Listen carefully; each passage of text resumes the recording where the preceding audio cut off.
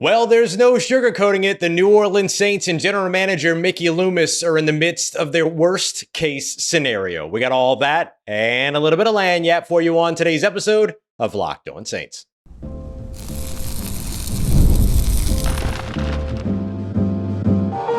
You are Locked On Saints, your daily New Orleans Saints podcast. Part of the Locked On Podcast Network, your team every day. What is good, Who Dat Nation and Who Dat family? I am your host, your friend, Ross Jackson, New Orleans native, your New Orleans Saints expert and credentialed member of the media covering those New Orleans Saints over as the Saints beat writer at LouisianaSports.net and Saints analyst with WWL TV. And on today's episode of Locked On Saints, the New Orleans Saints are in the midst of their worst case scenario now with their head coaching search. We'll take a look at why they might end up needing to hit the market again at a later time. We'll explore what that could potentially look like. The New Orleans Saints interview list is shrinking, and it's already pretty small. So we'll take a look at who the remaining candidates are and the would-be candidates that could still pull a Joe Brady and walk away. We're going to kick everything off, though, with the worst-case scenario, not just for the New Orleans Saints, but certainly the worst-case scenario for general manager Mickey Loomis as well. We'll break down what that could mean for the Saints as they move ahead. We appreciate you very much, as always, for being here, whether it's your first time or your next time, and for making us your first listen, and for being an everydayer here on the show, which is a proud part of the Locked On Podcast Network, your team every day. Today's episode brought to you by our friends over at FanDuel, where you can make every moment more. Visit FanDuel.com today to get started, give you an opportunity here. New customers can bet just $5 and then potentially walk away with $200 in bonus bets. Download that FanDuel app at FanDuel.com today. This is worst case scenario for the New Orleans Saints. And it's worst case scenario for general manager Mickey Loomis, more specifically, to have two guys now that were in your building, that were on your team, that were on your coaching staff. Aaron Glenn, former defensive backs coach, not even give you an interview if you're the New Orleans Saints, and instead taking the job with the New York Jets. Now, we expected that all along, that Aaron Glenn, had preferred that New York Jets job, but to not even get an interview with him, and now to have Joe Brady, Buffalo Bills offensive coordinator, former offensive assistant for the New Orleans Saints, say, nah, I'm good. I'm going to stay in Buffalo, which is what just happened on Saturday night. That's two guys that have been in your building, that were on your coaching staff, that were on your payroll, that were a part of your culture, and that you had familiarity with, and both of them said, never mind, I'm good. One of them chose to go to the Jets. The other one chose to stay in a pretty good situation over in Buffalo in Joe Brady, something that we acknowledged could be the case. Remember, we said the New Orleans Saints are now in a situation to where they're not competing with other teams with open positions, but they're competing with their own reputation, and they're competing with the outgoing situations for head coaches, and the New Orleans Saints straight up lost when it came to Joe Brady. Joe Brady said, nope, staying here in Buffalo. So that creates a lot of turmoil and a lot of issues for the New Orleans Saints, and it heats the seat quite a bit, make no mistake about it, for general manager Mickey Loomis, who's heading up this search and is the lead in terms of going out to go get the next leader of this organization at head coach. Now, look, there are a lot of folks out there. Remember, I was pro Joe Brady. Joe Brady was my number one option for the New Orleans Saints in this coaching cycle. But for a lot of folks, that wasn't the case, right? They liked Mike McCarthy. They liked Kliff Kingsbury. They liked these other guys. But now the rolling issue here becomes when two guys that were part of your organization walk away and say they're not interested, who follows suit? Who sees that and goes, uh-oh, red flag? And is Mike McCarthy next? Remember, Mike McCarthy's also connected to Mickey Loomis, also connected to this New Orleans Saints organization as the former offensive coordinator from the years 2000 to 2004. He has not had an interview yet with the New Orleans Saints. He's the guy that's been considered one of the front runners in the building because of his connectivity to the organization, him being a Super Bowl winning head coach, him being a winning head coach in terms of his overall record. Yeah, things didn't end great in Dallas, but right before that, 3 straight 12-5 seasons, playoff appearances when you're a team, the New Orleans Saints, who have missed the playoffs in each of the last 4 years. you like a guy like that as a safe hire that could potentially raise your floor, even if it doesn't necessarily help you break through your ceiling. But now the question is, does Mike McCarthy even want the job? Or would he like to just go and do TV for a year and then maybe get back into the coaching cycle next season? This is the singular worst case scenario for the New Orleans Saints. And this is coming from the guy who was saying that things were shaping up pretty well for them because of the lack of competition out there. But when you lose with no competition, that's got to be eye-opening. And make no mistake about it, several people are going to take a look at what the New Orleans Saints do next and compare it to exactly what happened over with the Jacksonville Jaguars just earlier this week, where Liam Cohen, former offensive coordinator for the Tampa Bay Buccaneers, interviewed with the Jacksonville Jaguars, said no, never mind, and withdrew. And then the Jaguars fired their general manager and then went and got Liam Cohen as their next head coach. I will tell you right now, I do not see the New Orleans Saints having the gall to do that. They want to give Mickey Loomis the opportunity to go out and hire his guy and make sure that he gets a chance to rebuild and do all this other stuff. I'm not saying it's the right choice. I'm saying it's what the New Orleans Saints are likely going to do because they're not the type of organization to make that kind of move for better or for worse. And in this situation, it might be for worse. Who knows? We'll have to see how things exactly work out. But I'll tell you what, man, we talked about it just a couple days ago that this head coach hire was the singular most important time, decision, thing, whatever, that is in Mickey Loomis's present. And to see two guys that you had personal connections with effectively turn their nose up at you, that's not a great look. Now, the New Orleans Saints still have good candidates. It's wax philosophic about how good Anthony Weaver is likely to be or can be as a head coach in the NFL, whether that happens here in New Orleans or elsewhere. People love Mike McCarthy. NFL circles love Mike Kakfka. But the situation here for New Orleans is less about who's still left and more about who they've lost. And the fact that it's guys that are more connected to you than the candidates that you still have. That's the big issue. Not that the Saints don't have good options to still hire. They do. But that's not the thing that I'm questioning at the moment. What I'm questioning at the moment is how do you lose to no one when it comes to Joe Brady, to no competition of new openings when it comes to Joe Brady? Let me be fair. The Buffalo Bills were still competition. But how do you lose to no competition with open positions when it comes to Joe Brady? And how do you lose two of the guys that you have personal connections with? That to me is a lot louder than the candidate list that remains. That to me fully displays the lack of opportunity that exists in this job from the perspective of the people that would take it. Not speculation, not media waxing philosophic, not rumors, not any of that.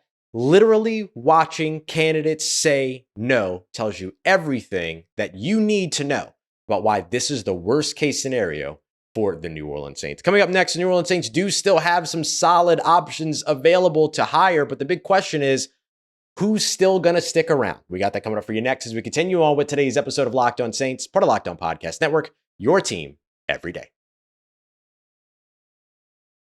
Today's episode of Locked On Saints is brought to you by our friends over at LinkedIn Jobs, who are here to help you find the qualified candidates you want to hire faster and for free, depending upon how the rest of the remainder of this week goes. Maybe the New Orleans Saints might be jumping on to LinkedIn Jobs here to look for their next head coaching candidates, but we'll see where things go for New Orleans. But for you, if you're the owner of a small business, you know that things don't end when you clock out at 5. The business is always on your brain. That's why people love LinkedIn, because when you clock out, LinkedIn clocks in, helping you get out there and be seen by a bunch of different users that are looking for jobs and might be looking for exactly the opportunity that you have ready to provide. 72% of small businesses say that LinkedIn has helped them find high quality hires. Your job could be next. Post your job for free at linkedin.com/lockedonnfl. That's linkedin.com/lockedonnfl to post your job for free. Terms and conditions apply. Again, that's linkedin.com/LockedOnNFL.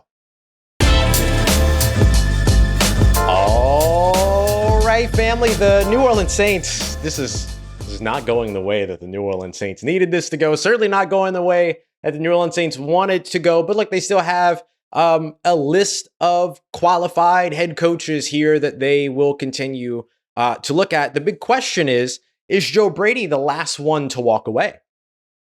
That's got to be the thing that you're looking at next. They've interviewed Anthony Weaver, Miami Dolphins defensive coordinator. I still think he would be a quality hire.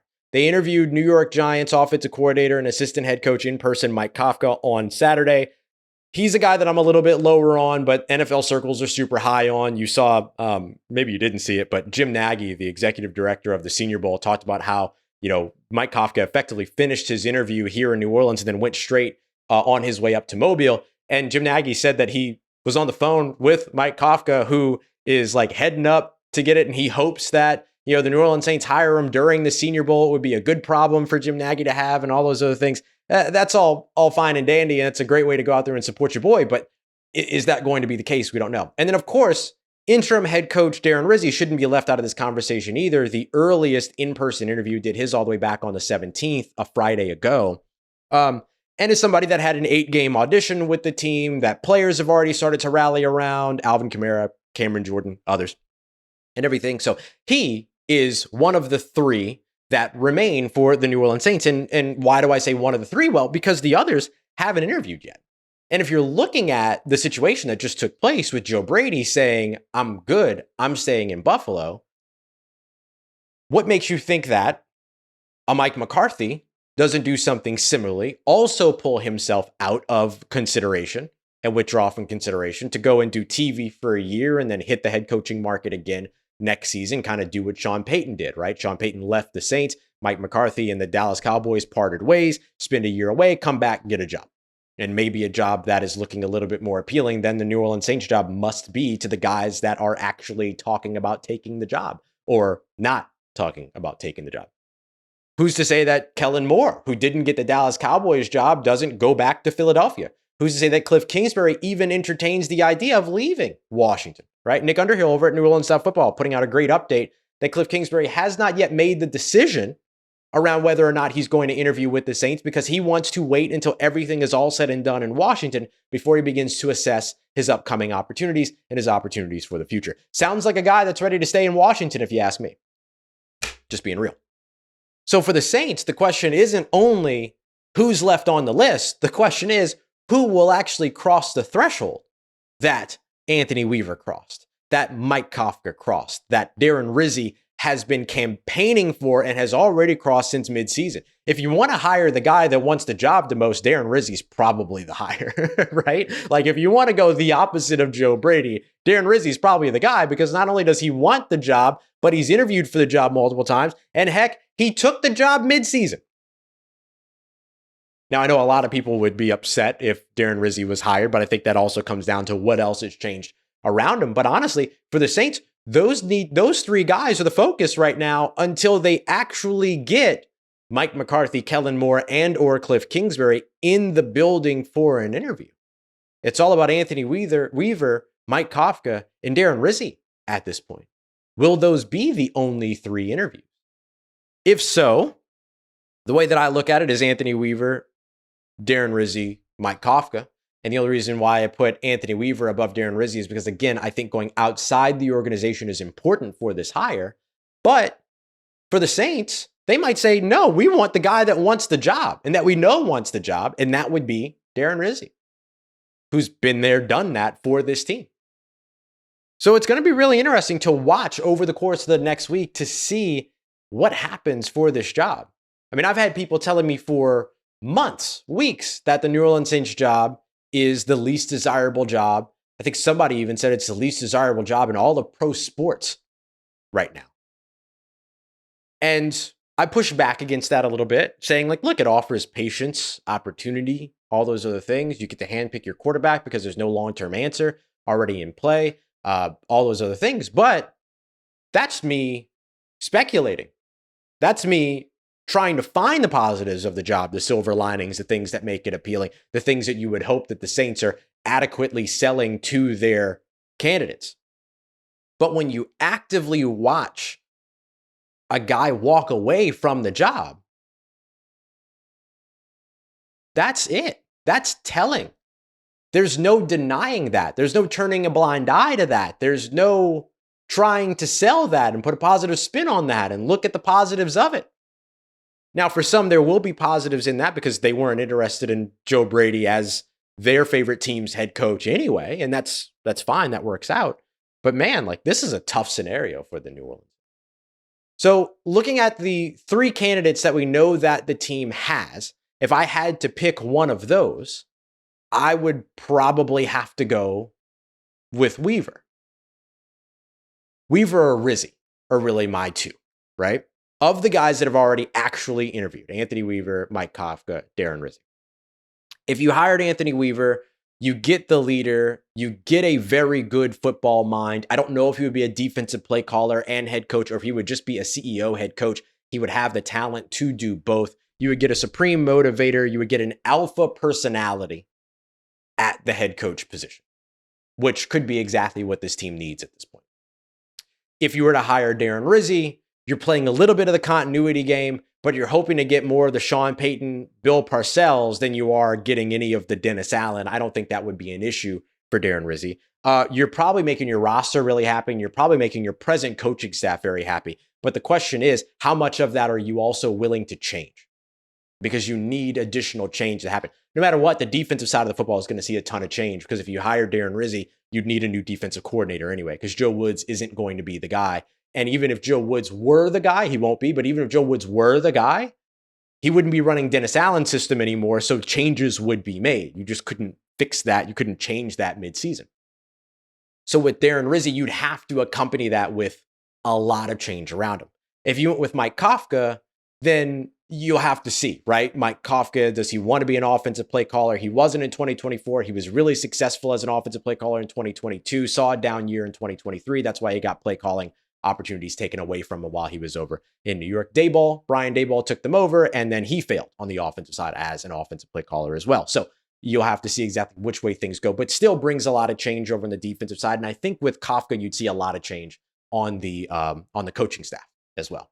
I think at this point, though, one of the other things that you're looking at is what's the future at quarterback. All three of these guys are safe for Derek Carr: Anthony Weaver, Darren Rizzi, Mike Kakfka. All of them would probably roll with Derek Carr in 2025. If you listened to my episode a few days ago, I talked about the potential trades of the Giants, but my expectation is that that Derek Carr will be the quarterback in 2025. That was my expectation. Then you go back to try to find your next quarterback in 2026, and the Saints could be looking for a new head coach in 2026 or 2027. I'll break that down here in just a moment. But for New Orleans, like, those are the three guys. Those are the only three guys that we can look at right now and say, hey, those are the candidates. Until the other guys actually take an in-person interview. What Joe Brady just showed you is that until an interview is had, and what Liam Cohen just showed you is that until a contract is signed, nothing is for certain. So the only interviews and the only candidates you can really rely on right now: Anthony Weaver, Mike Kakfka, Darren Rizzi. Take your pick. Up next, the New Orleans Saints may need to consider hiring a head coach now, just to go back to the market in a matter of a couple of years. We got that coming up for you as we continue on with today's episode of Locked On Saints, part of Locked On Podcast Network, your team every day. Today's episode of Locked On Saints brought to you by our friends over at FanDuel, America's #1 sportsbook. Super Bowl 59 is on the way. One game, two teams, endless possibilities, and there's no better place and no better way to bet and make every moment more exciting than with FanDuel Sportsbook. Whether it's picking the first touchdown in the Super Bowl, MVP, or even betting on the coin toss, you can get to all of it over on FanDuel. It's betting Christmas is what we like to call it in the industry. We love some betting over with the Super Bowl. You can even bet on things like the color of the Gatorade at the end of the game, all that kind of stuff. Just so much fun over at FanDuel. And right now, it's even better. Right now, if you download the FanDuel app and head to fanduel.com. You can get started as a new customer. You put just $5 down, and if you win, you could score $200 in bonus bets. That's at fanduel.com. Bet with FanDuel, official sportsbook partner of Super Bowl 59.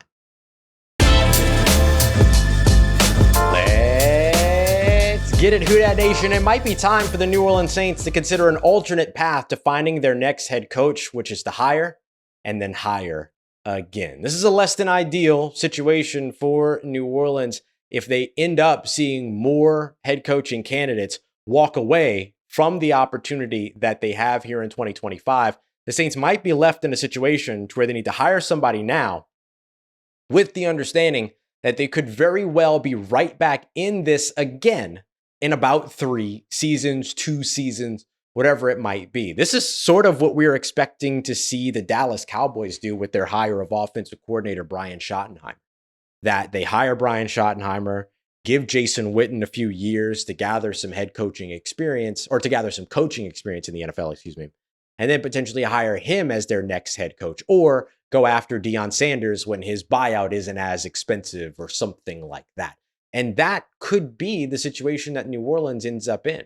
Hire a head coach now, put them in place, have them steer the ship and keep the player culture good while the front office is making tough decisions and moving on from aging players, making cuts to benefit the salary cap, making changes of contract restructures or contract approaches, I should say, in order to benefit the salary cap, get themselves to a situation where they have a lot of salary cap space available to them, maybe more draft capital available to them if they struggle in the coming seasons, earlier draft picks, and then go back to the head coaching market with all of the building blocks in place to be able to build a title contender if you can sell that. The Saints can't sell that they are ready to be built into a title contender right now because they're over $50 million over the salary cap. They don't have a future quarterback in play, all those other things. Those are all things that I thought young first-time head coaches would look at and say, okay, great.